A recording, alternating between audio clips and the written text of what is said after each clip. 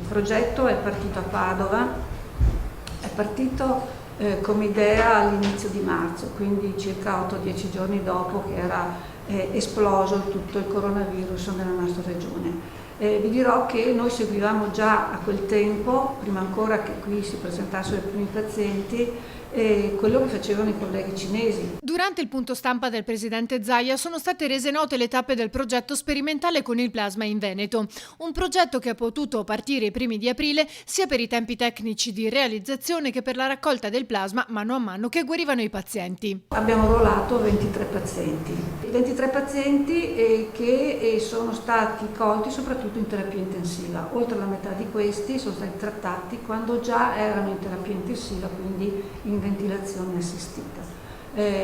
Una parte, soltanto la minima parte, è stato trattato in terapia medica, infettiva, comunque in reparti medici, e un altro terzo dei pazienti è stato trattato in terapia subintensiva, quindi mediamente molto più gravi rispetto anche alla corte di pazienti che è stata studiata a Pavia e di cui probabilmente avete già sentito parlare anche relativamente ai risultati.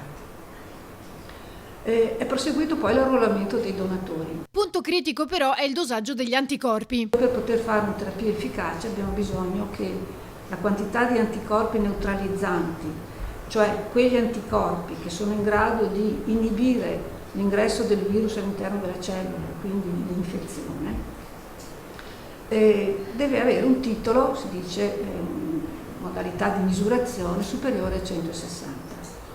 Ora dalle nostre test effettuati circa il 50, poco più del 50% ha un titolo superiore a 80 e solo un 33% un titolo uguale superiore a 160. Questo significa che non tutti hanno una quantità di anticorpi sufficiente per poter fare con il loro plasma una terapia efficace secondo quello che ci siamo prefissati. I risultati ottenuti finora fanno ben sperare. Togliendo quei 4 casi compassionevoli, noi abbiamo avuto, come ho sempre dichiarato, un paziente che è deceduto, che è un paziente che è uno dei primi che erano stati arruolati e che era un paziente che era già in terapia intensiva da molto tempo, cioè era già da oltre 14 giorni in terapia intensiva, con la presenza di altre patologie gravi che ne hanno impedito ovviamente qualsiasi effetto da parte del plasma.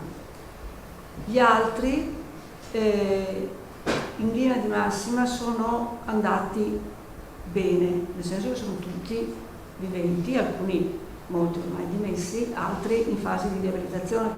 Nessuno dei nostri ha avuto una risposta entro 24-36 ore, come dice Pavia.